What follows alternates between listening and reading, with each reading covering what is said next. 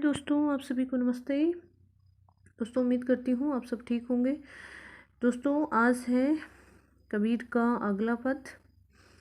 गोविंद हम ऐसे अपराधी, जिन प्रभु जीव पिंड था दिया, जिसकी भाव भक्ति नहीं साची। पर धन पर तन पर तिये, निंदा पर अपवाद न छूटे। आवागमन होत है फुनी फुनी, इहू पर संग ने छूटे। हाय दोस्तों, मैं इसमें क्या है कि जो कबीर जी हैं, इस संसार में जो भगवान हमें जन्म देकर भेजता है, इस संसार में आने के बाद लोग क्या करते हैं, उसको भूल जाते हैं, माया मोह के बंधन में फंस जाते हैं, भगवान की बिल्कुल भक्ति नहीं करते। तो लोगों की जो यही प्रवृत्ति है, उसके ऊपर उन्होंने इसमें आक्षेप लगाया है। देखिए, गोविंद हम ऐसे अपराधी, खुद के ऊपर ही कहा है।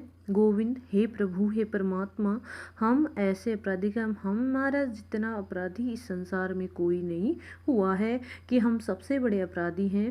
कैसे हैं वो आगे बता रहे हैं। जिन प्रभु जीवु पिंड था दिया, पिंड का मतलब शरीर, जीव जीवनदान, कि जिस प्रभु ने हमें इस संसार में शरीर रूप दिया है, हमें जीवन दिया है, तिसकी भाव भक्ति नहीं साची, उसकी हमने कभी भी सच्चे मन से भक्ति नहीं की है। तिसकी हमने उसकी भक्ति नहीं की है, साची सच्चे भाव से कभी भी उनकी हमने आज तक भक्ति नहीं की है।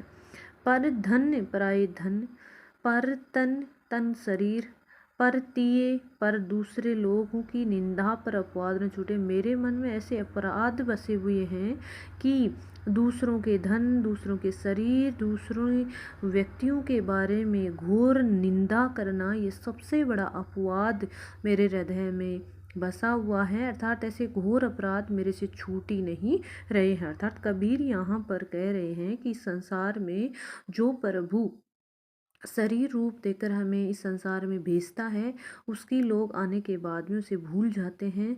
तो कबीर ने लोगों की वही प्रवृत्ति पर उल्लेख करते हुए कहा है कि मेरे जितना अपराधी संसार में कोई भी नहीं हुआ है।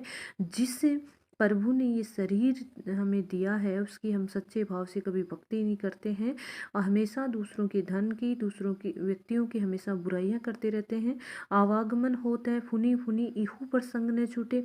आवागमत होता है फुनी फुनी, बार बार, फुनी फुनी का मतलब बार बार, कि संसार में बार बार जन्म लेना पड़ता है। इहू पर संग न छूटे, लेकिन जन्म मरण का जो चक्कर है ना, वो कभी भी नहीं छूट रहा है। कि इस संसार में प्रत्येक बार जन्म होता है, फिर मृत्यु होती है, तो जन्म मरण का चक्कर हमसे छूट ही नहीं रहा है। और क्यों नहीं छूट रहा है? क्योंकि हम कभी भी भगवान की भक्ति नहीं करते। अगली लाइन देखो। जिह घर कथा होत हरि, संतन इक निमस ने केनी में फेरा। आगे कवि क्या कह रहे हैं कि जिस घर में कथा होती थी, संतन इक, वहाँ संतों के साथ में एक निमस का मतलब पल, न किन्नी में फेरा, कि जहाँ पर संत लोग भगवान की कथा करते थे, उनके पास में एक पल भी नहीं रुका। केदार संत लोगों के साथ तो मैं कभी नहीं रहा।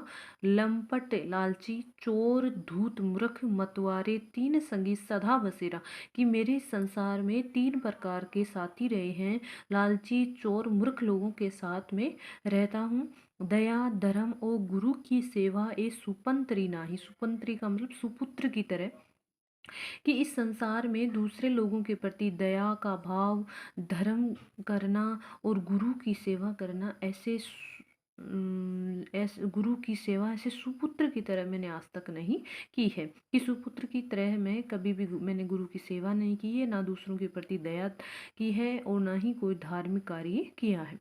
दीन दयाल कृपाल दामोदर, भक्ति बछली बिहारी, कहत कबीर भीर जनी, राखहु हरि सेवा करो तुम्हारी। दीन दयाल, दीनों के ऊपर दया करने वाले, कृपाल कृपा दिखाने वाले, दामोदर है प्रभु परमात्मा, भक्ति बछली बिहारी, कि संसार से मुक्ति पाने के लिए सर्वश्रेष्ठ उपाय तुम्हारी भक्ति ही है। हे प्रभु, दया करने वाले प्रभु, दीनों के ऊपर दया करने वाले प्रभु, इस संसार में सबसे बड़ी भक्ति तुम्हारी ही है।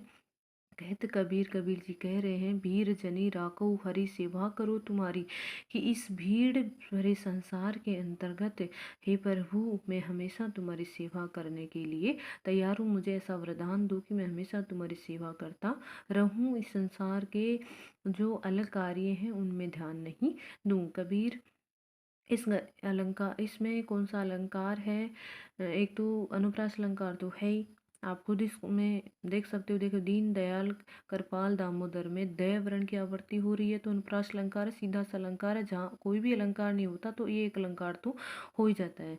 आगे इसमें 2 पद और बचे हैं, आगे 2 नहीं 3 और पद बचे हैं, वो अगली व्याख्या में आएंगे। आज के लिए इतना ही, धन्यवाद।